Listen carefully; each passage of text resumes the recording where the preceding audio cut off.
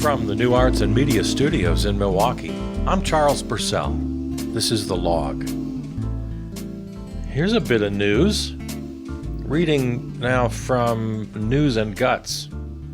An unlikely coalition of feminists, veterans, and conservatives are on the verge of passing a bill that would require women to register for the military draft when they turn 18. That's according to an Axios story. It's an amendment to the National Defense Authorization Act, which is working its way through Congress, passed the House, a while ago, a couple of months ago at least, and it's working its way through the Senate. Now, most Americans are opposed to making women register for the draft, which I personally don't understand at all. Now, you can make an argument that nobody should have to register for the draft. I'll be willing to engage in that argument. I'm not even sure where I stand on that. But if you're going to have a draft registration, I can't think of one reason in the world why it wouldn't be gender neutral. Reading again here, the ACLU favors this amendment, calls the men-only registration, quote, one of the last examples of overt sex discrimination written into our federal law. Absolutely. I really honestly, I like to look for arguments on the other side of any issue. I can't fathom a reasonable argument against this. More right-leaning organizations editorialized that women would deliver national security benefits. All right, we've got, as the opening line in this article suggests, yeah, it's a crossover. Feminists, conservatives, veterans, a lot of people in support of this. And yet a majority of Americans oppose. All right, what's going on here? So for the right, I guess it's not about a concern for equity.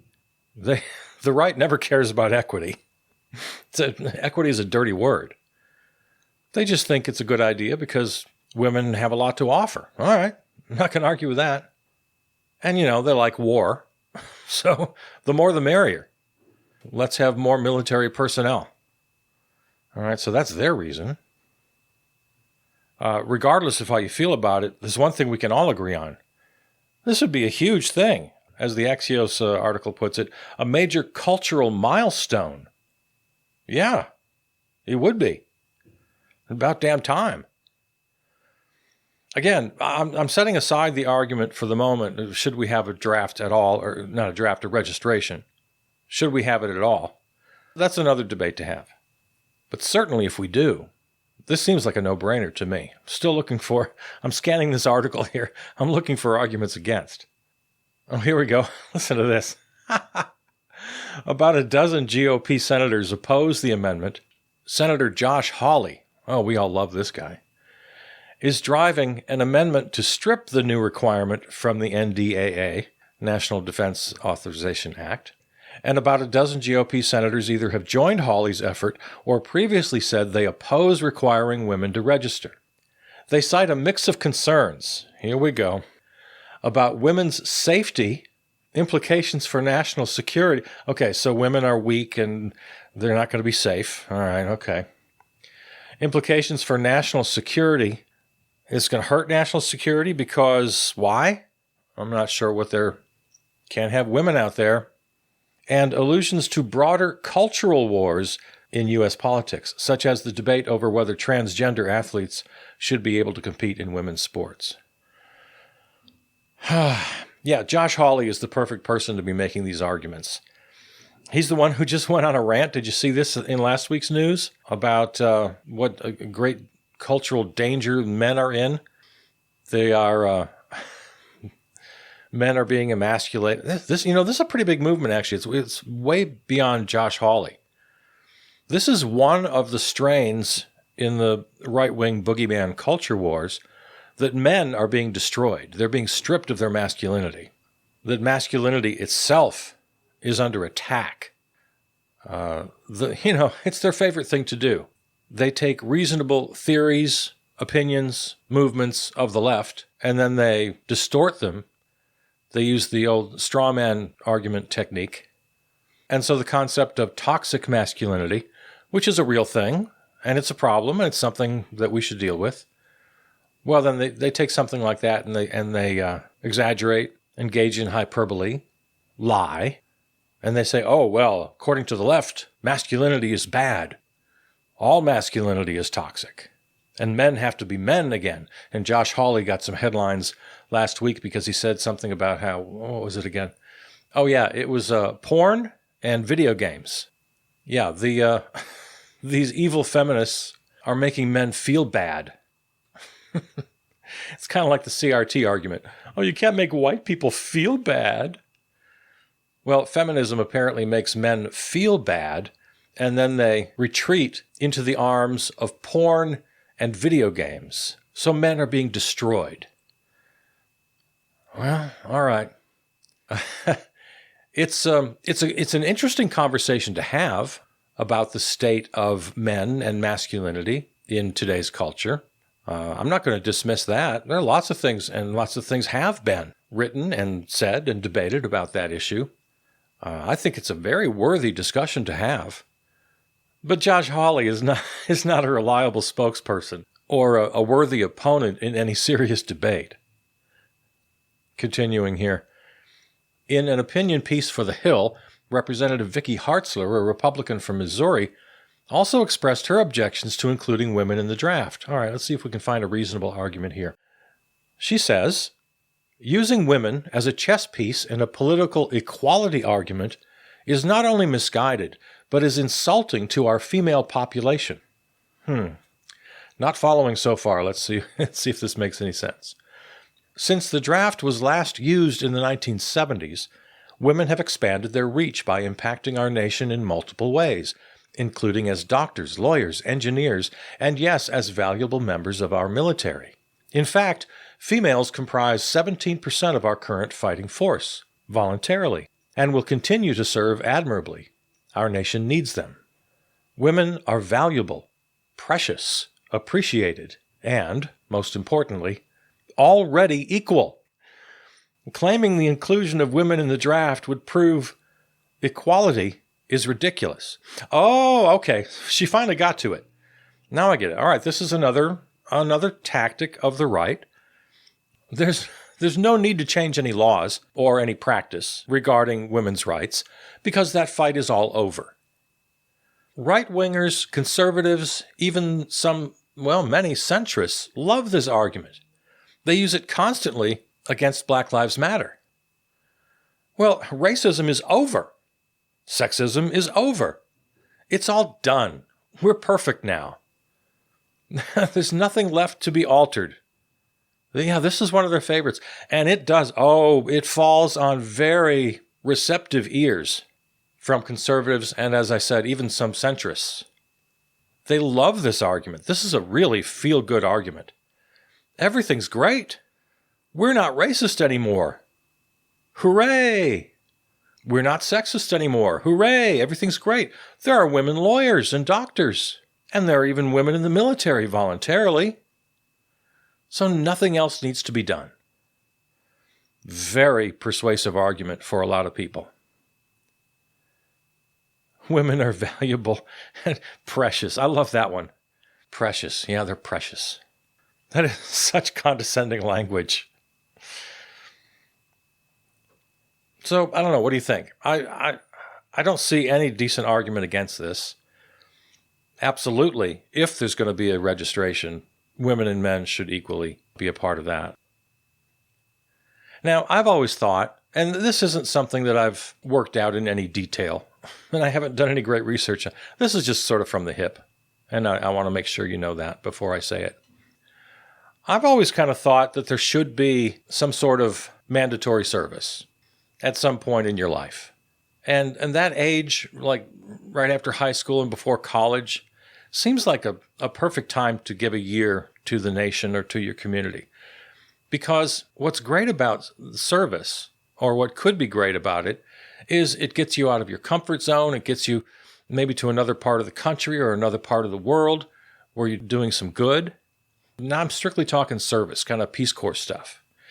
But to give a young person, every young person, several options. Do you want to do Peace Corps kind of a work?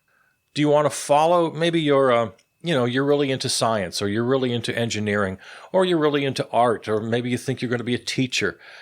Just like the military has all these different jobs, a Peace Corps kind of initiative or a domestic program where you devote a year to service and you meet people way out of your bubble, rich and poor, black and white, everybody comes together. So I've always been a proponent. Yeah, I'd kind of like to see mandatory service. I think every kid ought to do it. And then within that mandatory service, then you have options.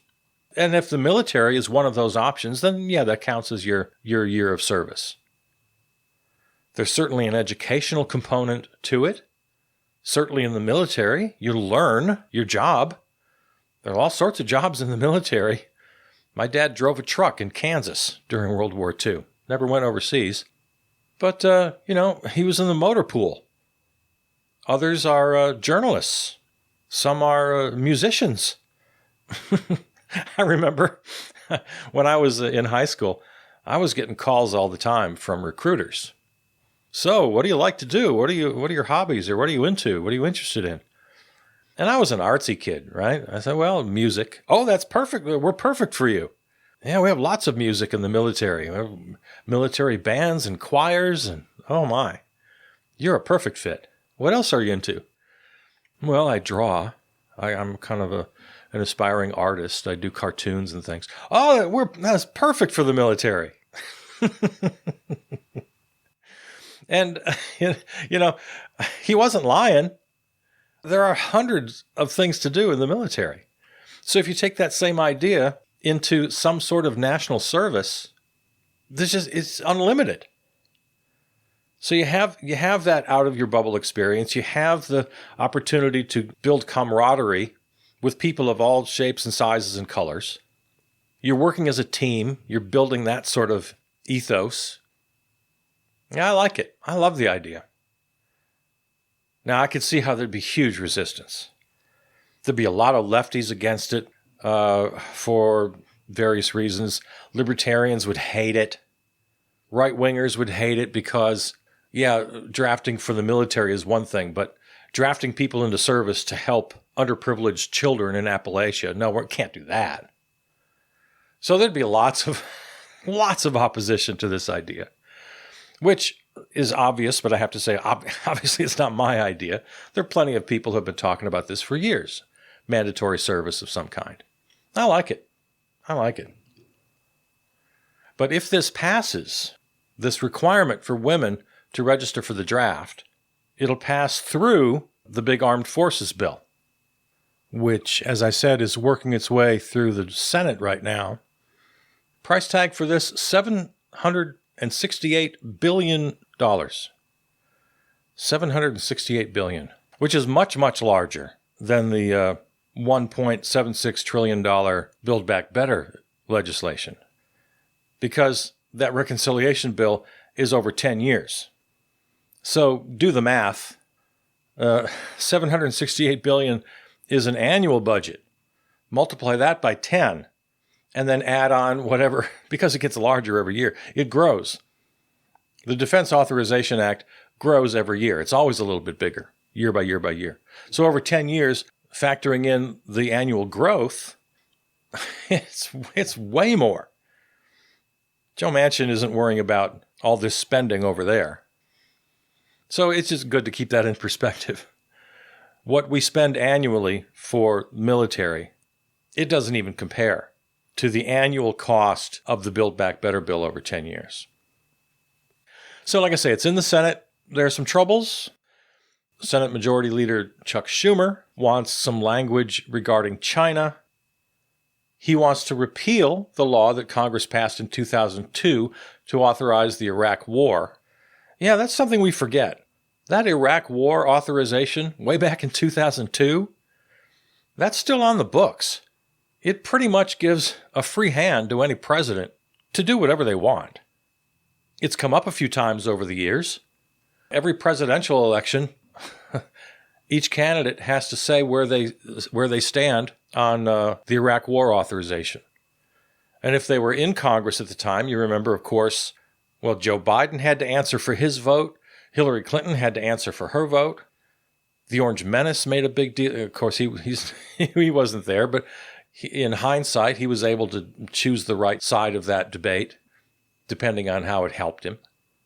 Bernie Sanders was there. He voted against the authorization. So it's always there, and it only comes up during campaigns. And we kind of forget that, yeah, it still stands. It's a law. So they're fighting over that. The National Defense Authorization Act, it's an annual fight. It's one of these things that absolutely has to pass. There's no getting around it from the perspective of the D.C. elites. You know, we've needed immigration reform forever. We need legitimate climate crisis legislation passed. Voting rights is an absolute must. So we have a few must-do initiatives out there. But this is the only one that actually gets done year after year, every year, every year. So it'll happen. But they have to fight a little bit about it first. One interesting proposal in this bill is from Senator Tammy Duckworth. And of course, she's a veteran herself, and military issues are very important to her. She wants to establish an independent commission to investigate the Afghanistan war, which I've been saying for a long time. I think you and I have talked about this, right? How do we not have a blue ribbon commission, a real, deep dive into the Afghanistan war? I mean, there's plenty of investigative journalism. There's plenty of reporting. There are, books have been written. The infamous Afghanistan Papers, which I thought just really did not get enough attention and went away too quickly. This trove of uncovered documents that exposed so much wrongdoing, and especially all the lies from official Washington. Yeah, I agree with Senator Duckworth. The government, that's part of their responsibility, right? Investigations, oversight. That's one of the main primary charges of Congress. Yeah, they have to pass laws. They have to set policy. But they're also there in this great system of checks and balances to oversee oversight committees, investigative committees. This is a very important part of that function.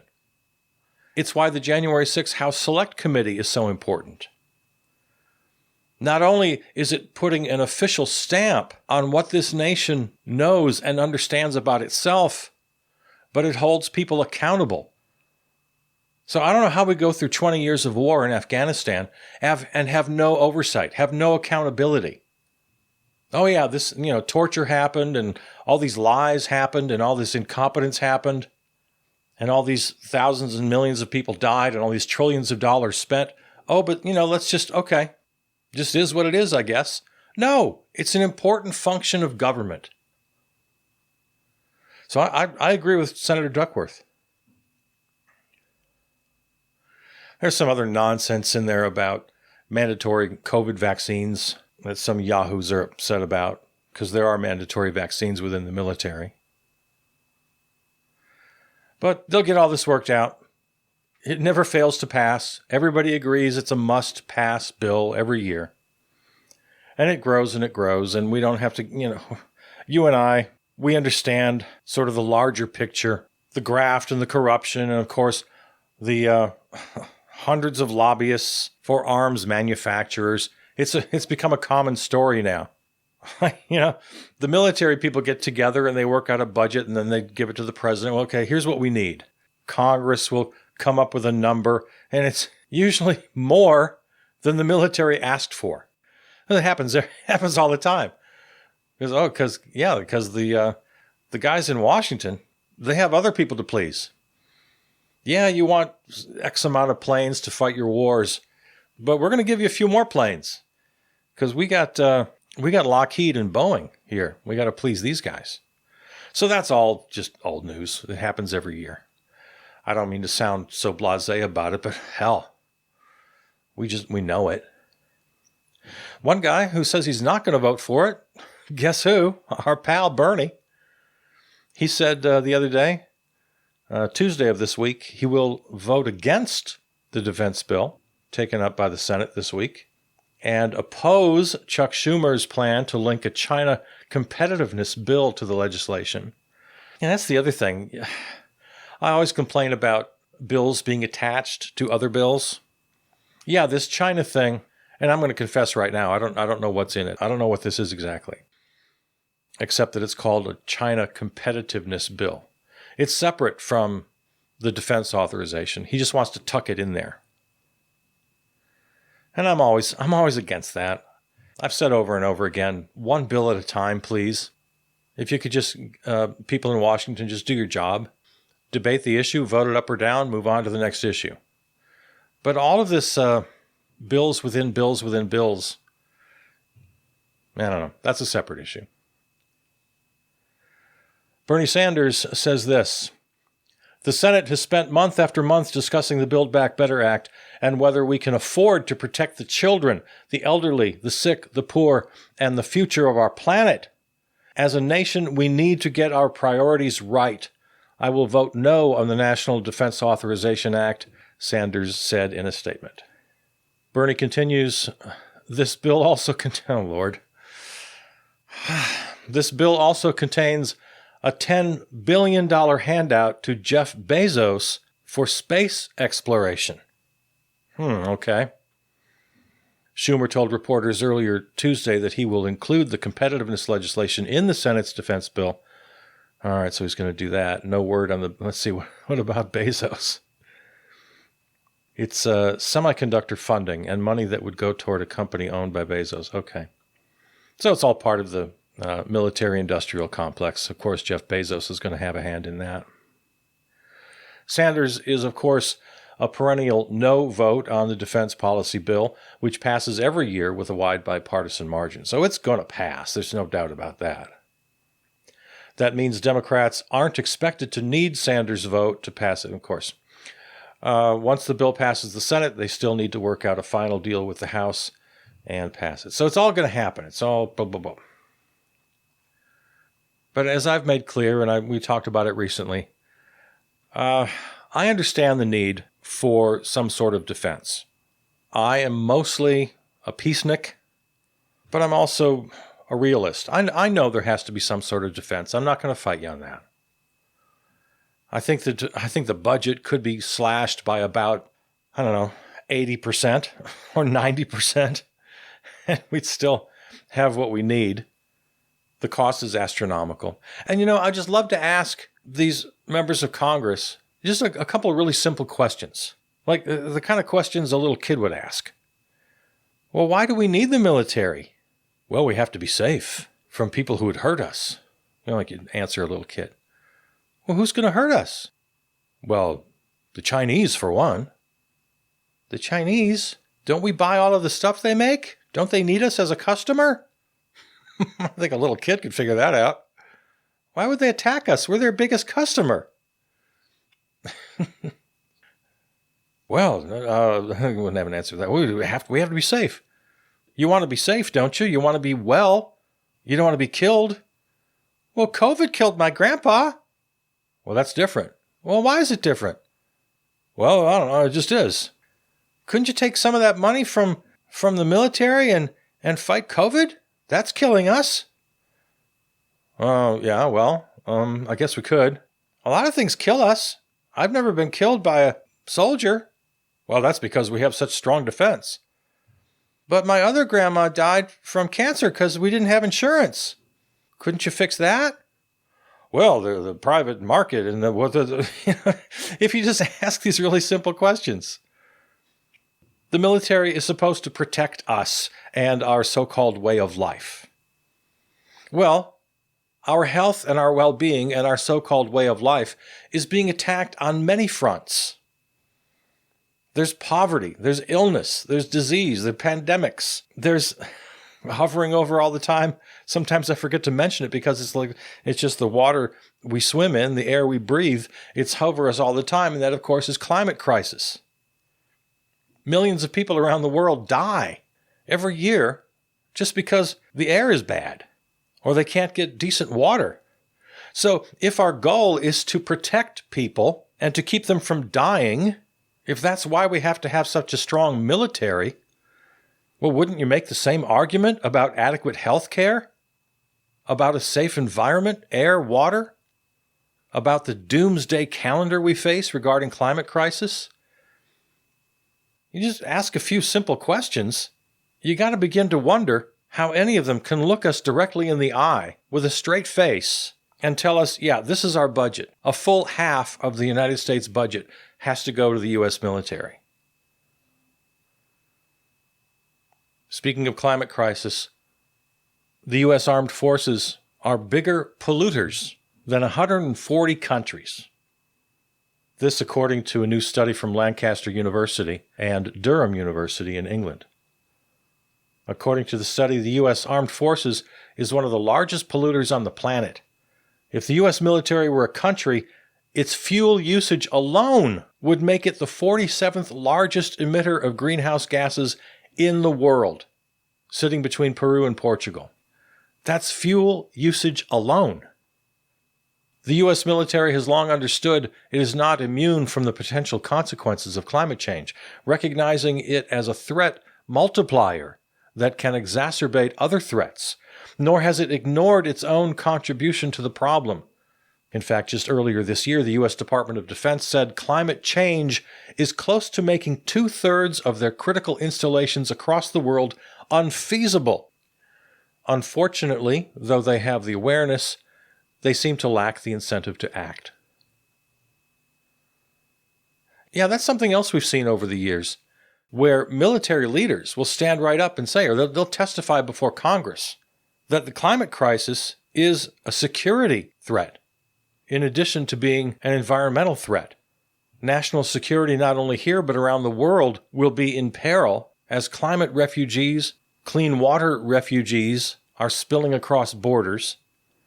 Nations will be competing ever more fiercely for resources. Well, it's late in the program to open up these conversations. But the military is going to get their $768 billion package, and then a little more next year, a little more the year after that. Pretty soon it's going to be $1 trillion annually, while they contribute to environmental degradation and climate crisis with every dollar they spend. And the priorities of this nation must be understood as 100% ass backwards. You tell us the military is there to protect us? Hey, how about protecting us from the climate crisis? How about protecting us from the pandemic? How about protecting us from poverty? How about protecting us from this incredible wealth gap that puts working families one paycheck away from homelessness? You say you want to protect us. I think there are better ways to do it.